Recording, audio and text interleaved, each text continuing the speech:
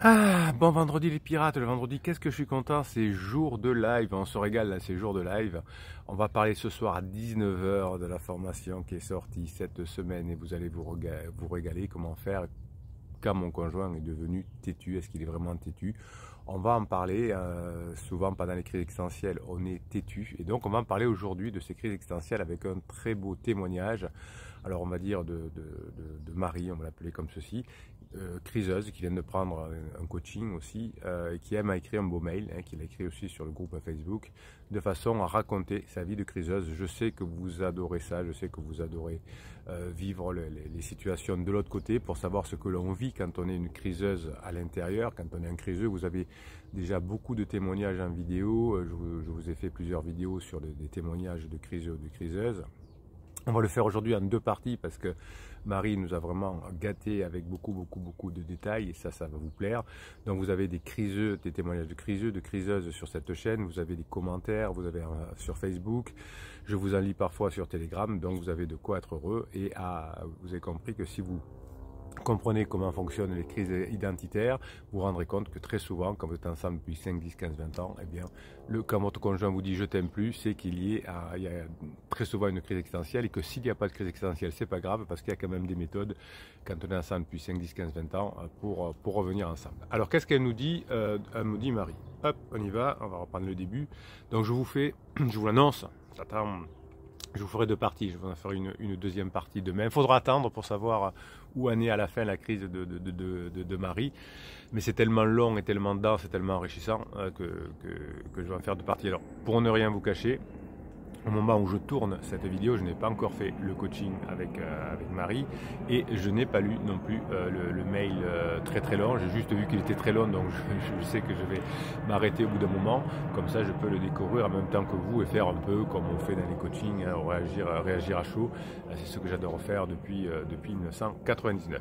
Alors, bonjour à tous et à toutes. J'ai découvert le capitaine, ces vidéos, cette belle communauté, cette team, cette famille, c'est vous, mes pirates adorés, depuis plusieurs mois maintenant, et j'éprouve maintenant le besoin d'y participer.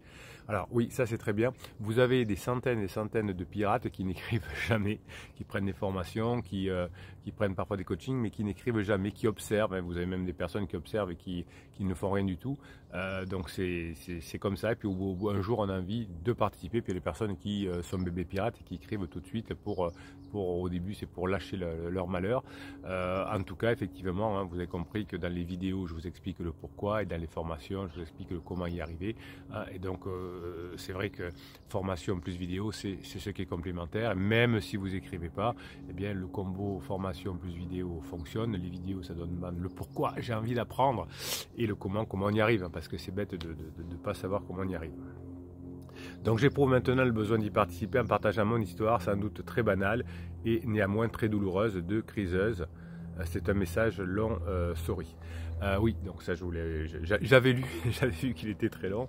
Alors c'est bien parce que Marie dit sans doute très banal, parce que effectivement Marie qui maintenant est une, alors on considère comme pirate, même si c'est une criseuse évidemment. Vous savez que il y a 80% de personnes qui sur cette team, cette famille, sont là pour passer la crise existentielle de leur conjoint. Il y en a 20% qui sont là pour comprendre la crise existentielle et en partir parce qu'ils la vivent eux-mêmes. Voilà, c'est toujours la loi des 80-20 qui marche aussi là.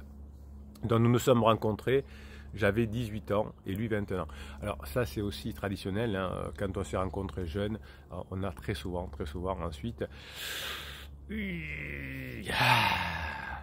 une crise existentielle puisqu'on n'a pas eu le temps de faire son dévouement comme on dit et donc on le fait plus tard. Une belle maison, des belles carrières, on s'est occupé de la carrière, de la maison, des enfants, mais pas du couple et à un moment donné, petite crisounette et là on se dit est-ce que je suis fait pour vivre comme ceci et je commence à souffrir. Tout le monde n'a pas la chance comme Marie de faire partir de cette team, de cette famille et donc on cherche le problème ailleurs et on souffre beaucoup. Depuis plusieurs années, pourtant, une distanciation s'est progressivement installée entre mon mari et moi. Ben oui, c'est la traditionnelle phase 2. On ne pense pas à nourrir le couple, donc on se distend, on s'éloigne. Et quand on se réveille un matin, on se dit aïe aïe, je me sens mal. Et si ça venait du couple, alors effectivement, la plupart du temps, c'est une crise existentielle. Mais comme on s'est distendu pendant la phase 2, on pense naturellement, automatiquement, que ça vient du couple. Et d'ailleurs, si la personne qui est en face, donc la personne qui ne se pose pas ces questions, qui n'est pas en crise, réagit mal, hein, ça peut aller jusqu'au divorce. Là, vous avez autour de vous des personnes qui sont séparées au moment d'une crise existentielle parce qu'ils n'ont pas su gérer ça. Et vous-même, hein, vous avez fait sûrement beaucoup d'interdits avant de tomber dans cette team et cette famille. Et si vous n'étiez pas tombé sur cette team et famille, vous aurez continué les interdits, des silences radio, des lettres magiques, etc. Et probablement que vous seriez vous aussi séparés. Donc on a été pris dans le tourbillon de la vie, les enfants, la famille, le travail, le couple. Vous voyez, avant que Marie ne vous le décrive, je vous l'avais décrit, hein, c'est tellement traditionnel. Alors souvent en coaching, on se marre parce que je dis, je dois vous avouer que j'ai mis une caméra chez vous. 6 mois avant que vous m'appeliez, j'avais mis une caméra chez vous pour que je comprenne, parce que je dis toujours les choses avant que les personnes me le disent. Ah bon, comment vous le savez que ça s'est passé comme ça, Bruno? Alors j'ai dit, j'avais mis une caméra 6 mois avant que vous m'appeliez pour prévoir le coaching. Et oui, hein, c'est tellement traditionnel. Enfin, bon, moi j'ai fait ça depuis 1999, donc je sais exactement ce qui se passe et comment ça va se passer si vous faites ce qu'il faut. Mais effectivement, hein, on est toujours dans la tradition. Les enfants, la famille, le travail, le couple, c'est quand on y pense et qu'on n'a pas le temps. Je n'ai jamais douté de l'amour de mon mari et pourtant j'avais de plus en plus l'impression qu'il ne m'aimait pas comme il fallait. Voilà, donc là, petit à petit, comme on se distend, hein, on a plus la personne en face de nous ne nous donne plus nos langages de l'amour, comme on dit. Hein. Je vous prépare une formation très complète là-dessus parce qu'il y a un beau bouquin, mais qui est très incomplet sur ce sujet-là. Donc, je vais vous faire une formation spéciale qui va sortir dans quelques temps. Je suis en train de vous la préparer parce que l'auteur a bien démarré les choses. C'est très intéressant, mais le plus intéressant, c'est pas dans le bouquin où il n'a pas compris ou je ne sais pas. Mais donc, je vais vous le donner dans une formation, en tout cas appliquée à la crise de couple. Donc je me sentais invisible, transparente, comme un meuble qu'on affectionne mais qui ne fait pas partie du paysage. Oui, effectivement, si vous avez besoin d'être touché, d'avoir des compliments, de passer des bons moments ensemble, etc., et que vous ne l'avez plus, on se sent finalement rejeté. Et si on a une blessure de l'enfance, vous avez une formation sur les blessures de l'enfance aussi, hein, vous pouvez vous sentir abandonné ou rejeté si vous avez ce type de blessure. Je vous rappelle que vous pourrez retrouver toutes ces formations en descriptif de cette vidéo là-dessous. Vous avez le catalogue des 108 ou 109 formations ou 107, j'en sais rien. Ça fait longtemps que j'ai pas compté. Vous avez le lien pour aller sur Telegram avec le coup de boost de la journée, les vidéos que je vous mets dessus, etc. Et vous avez aussi le groupe Facebook, donc descriptif de cette vidéo, le catalogue des 5000 formations et les liens pour aller sur la team, la famille. Donc voilà, elle faisait partie du paysage. Au niveau sexuel, ça faisait longtemps que ce n'était pas génial. Oui, là aussi, faudra que vous avez déjà des formations sur la tension sexuelle, mais il faudra peut-être que je fasse quelque chose parce que le sexe, la sexualité est quelque chose qui est la base du fonctionnement du couple. Ce qui me sépare des copains, des copines et des amis, hein, c'est la sexualité. Et si je ne la travaille pas suffisamment, évidemment, hein, je vais avoir des surprises plus tard. Donc malgré une activité régulière, il y avait clairement un décalage très satisfaisant pour lui et très peu pour moi. Oui, parce que quand on a une sexualité mécanique, souvent ça peut satisfaire les hommes, mais pas du tout les femmes. Hein, il peut y avoir des exceptions évidemment. Hein. Moi je ne fais que décrire ce que je perçois depuis 1999. Je ne fais pas d'analyse là-dessus, mais effectivement les hommes sont parfois se disent ouais ben ça va, j'ai eu mon orgasme, c'est bon, alors que pour les femmes il faut beaucoup plus de complicité et de sensualité. L'ambiance à la maison a été toujours plutôt bonne avec de l'amusement, ça c'est bien, même si les petites disputes étaient de plus en plus fréquentes. Oui, donc là c'est que pendant la phase 2, vers la fin, on fait plus de blâme et de reproches que de demandes. C'est aussi un papa très aimant et qui sait être présent pour nos enfants et pour moi, alors de quoi se plaint-on ? Pendant des années, j'ai donc tenté de me raisonner, même si ce n'est pas l'extase sexuellement, ce n'est pas non plus si mal, et puis ce n'est pas la chose la plus importante dans la vie. Voilà, donc là, à ce moment-là, dans la phase 2, si les deux auraient voulu s'améliorer, ben là il y a des sexologues, on dit voilà, tous les deux on aimerait bien s'améliorer sexuellement. On va vous décrire ce qu'on fait, monsieur le sexologue, madame la sexologue, comment on pourrait faire. Comme pour un thérapeute de couple, on est bien ensemble, mais on aimerait s'améliorer. Voilà, comment on communique. Donnez-nous un conseil, madame la thérapeute de couple, monsieur le thérapeute de couple, comment on peut faire. N'allez pas voir un thérapeute de couple au moment de la crise existentielle, au moment où il y a le feu dans la maison. On ne fait pas venir un architecte, on fait venir un pompier. ou des pompiers plus exactement. Et une fois que le feu est éteint, on ira voir le thérapeute pour reconstruire ensemble. Ne faites pas n'importe quoi. Si votre conjoint vous demande d'aller voir un thérapeute de couple, veillez bien que vous avez le même objectif. On va voir le thérapeute pour nous améliorer.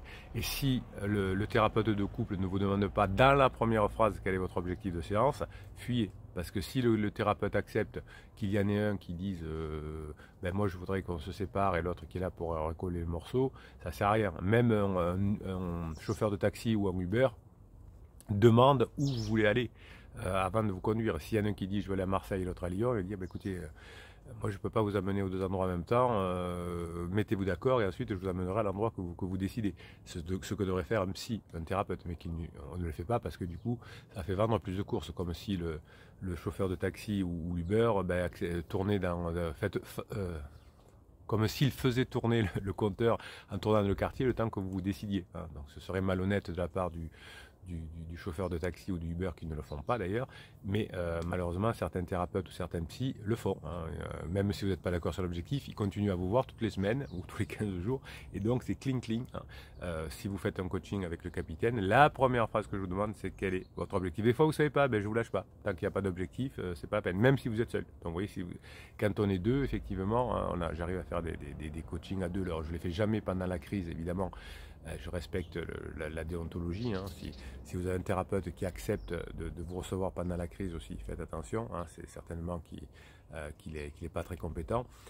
Donc, je n'accepte de faire des coachings de couple qu'à la fin, on me demande des retrouvailles pour faire le contrat de couple en disant est-ce qu'on est bien d'accord que vous voulez améliorer votre phase 4 ? Et donc là, je vais vous aider. Vous allez chacun dire les besoins, on va voir comment les réaliser, etc. Hein, être un professionnel n'est pas un gage de qualité. Il y a des professionnels qui, malheureusement, n'ont pas ces bases-là. Donc n'allez pas voir un thérapeute de couple si vous n'avez pas les mêmes objectifs avec votre conjoint. J'espère que là, c'est rentré cette fois. Quand on est bébé pirate, soit on me dit je ne savais pas, je suis allé, ça a été terrible. Ben oui. Donc du coup, on est très en colère contre le thérapeute, et même votre époux ou votre épouse. Hein. Si le thérapeute lui dit, ne lui dit pas ce qu'il a envie d'entendre, ben, il va dire le thérapeute est pourri. Ou si le thérapeute dit un mot dans la séance du type ben, il faudrait réfléchir peut-être à se séparer un jour, ben, il va retenir que cette phrase-là, même si on a dit l'opposé tout le temps, en disant je vous conseille d'essayer, même si peut-être un jour vous pourrez envisager de se séparer, eh bien on se souviendra que de cette phase. Donc n'allez pas voir un architecte pendant le feu. Ce d'autant plus que les autres dimensions de notre vie, familiale, parentale et sociétale, étaient au top et qu'il restait un compagnon de vie présent et attentif. Donc c'est bien la phase 2, on a plein de choses mais agréables, mais pas forcément le couple. On le sait, l'amour long évolue et il est forcément différent des comédies romantiques, lune de miel. Ben oui, et même dans les comédies romantiques, les gens se séparent et reviennent ensemble à la fin. Hein. C'est rare que la comédie romantique, tout se passe bien tout le temps. C'est le principe du storytelling. Vous avez une très belle formation sur le storytelling qui vous permet de devenir intéressant par rapport à votre conjoint. Vous avez aussi une formation comment être intéressant. Même dans les comédies romantiques, il y a des moments où les gens se séparent, où on croit qu'ils vont se séparer et à la fin ça finit bien. Hein, c'est le principe du storytelling. Je me suis donc convaincu que le problème venait de moi, de mon exigence dans la vie, et que je devrais peut-être trouver de mon côté des moyens d'être plus heureuse. Alors si vous allez voir un psy ou un coach qui est compétent, il va vous apprendre, mais la plupart des personnes vont dire ah mais non, mais votre mari est un pervers narcissique, est un papapap, vous êtes HPI, hein, puisque tout ça c'est à la mode, et donc il vaut mieux se séparer. Donc ça, tous les psys, la plupart des psys sont compétents, mais malheureusement, quand vous arrivez sur cette team, cette famille, souvent vous nous racontez que vous avez été victime d'un coach ou d'un psy qui n'était pas compétent et qui vous a encore plus éloigné de votre conjoint. Ça arrive, hein, dans la corporation des coachs, il n'y a pas que des bons non plus, c'est comme ça. C'est dans tous les métiers, chez les plombiers, il n'y a pas que des bons plombiers. Je me suis donc convaincu que le problème venait de moi, de mon exigence de vie. Bon. Je me suis donc lancé dans le sport jusqu'à en faire beaucoup. Alors le sport c'est bien, hein, ça crée de la dopamine. Je fais beaucoup de crossfit et d'ultra trail en compétition. Ah, donc vous savez, si vous connaissez l'ultra trail, hein, vous savez que la crise existentielle c'est un peu comme un ultra trail. Donc la métaphore de la crise et du trail par BM me parle bien. Ah, BM c'est moi, oui, bah oui. Bon, vous voyez que ce qui est extraordinaire, c'est que je vous dis les choses avant de les lire. Donc on est bien dans quelque chose. Mais malgré tout, le plaisir à pratiquer, ça n'a pas suffi. Oui, c'est un plus, hein, mais ça ne suffit pas. Il y avait toujours comme une grande solitude, un vide à remplir, une insatisfaction, un besoin de vibrer tant qu'on peut. J'appréciais de plus en plus les moments seuls et je supportais de moins en moins mon mari et d'être transparente pour lui. Je me souviens qu'avant ma crise, j'avais même arrêté les efforts de communication. Je ne lui parlais plus de moi, de mes projets, de mes envies et s'il n'était même pas aperçu. Bon, ben on va faire la première pause là, hein. On va s'arrêter pour aujourd'hui. Ça m'a permis de vous redonner quelques concepts si vous êtes des nouveaux des pirates, hein, des bébés pirates. Si vous êtes des pirates plus aguerris, ben, ça vous permet de réviser, ça vous permet de réfléchir à ce que vous répondez aux bébés pirates, hein, puisque ce qui est très important dans cette team, dans cette famille, c'est que dans les commentaires YouTube ou éventuellement sur Facebook, les pirates les plus aguerris aident avec le capitaine les pirates les plus jeunes, hein, en leur conseillant des formations, en disant tiens, fais plutôt cette formation-là, etc. Et donc avoir les concepts en tête, ça vous aide à bien choisir les formations à conseiller ou même les conseils à donner. Voilà. Bien, on fait une pause, on se retrouve demain samedi pour la suite. On fera peut-être plusieurs parties parce que c'est vraiment très intéressant et très long. En tout cas, vous voyez que sur la première partie de ce que nous explique Marie, on n'est pas encore entré dans la crise, mais on s'aperçoit que la phase 2 a nourri le fait que quand Marie va entrer en crise, elle se dira le problème vient aussi en partie de mon couple. Passez le vendredi que vous méritez, on se retrouve à 19 h pour le live, on va se régaler, on va parler de pourquoi votre conjoint est têtu. Demain, on verra si Marie est devenue têtue. Non, je vais le découvrir en même temps que vous parce que j'adore ça. Je vous kiffe mes pirates, passez une bonne journée, je vous ferai des shorts dans la journée, je vous mettrai des messages sur Telegram dans la journée pour vous motiver et puis on se retrouve à 19 h pour ce live. Passez la journée que vous méritez, bon vendredi.